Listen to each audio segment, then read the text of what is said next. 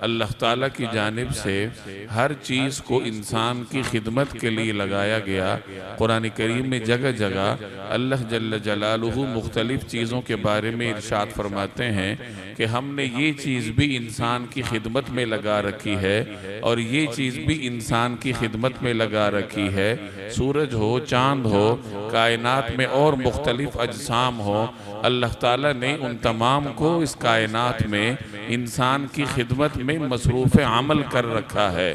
تو انسان دنیا میں زندگی چین سے گزار سکتا ہے کیونکہ ماحول اللہ نے اس کے لیے سازگار بنایا ہے۔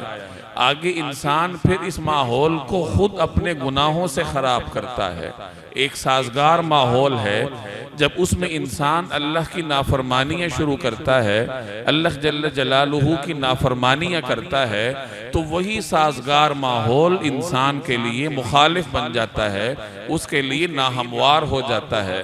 اس کائنات کے ماحول پر مسلمانوں کے گناہ اثر انداز ہوتے ہیں، کیونکہ مسلمان اس کائنات کا مرکز ہے۔ اللہ جل جلالہ نے اپنی خلافت اس کے حوالے کر رکھی ہے۔ اب اگر یہ اتنا عظیم منصب کے ہوتے ہوئے روئے زمین پر اللہ کی نافرمانیاں شروع کرتا ہے تو اس کے گناہ کی وجہ سے پورا ماحول متاثر ہوتا ہے اور لوگوں کے لیے زندگی گزارنا مشکل ہو جاتا ہے۔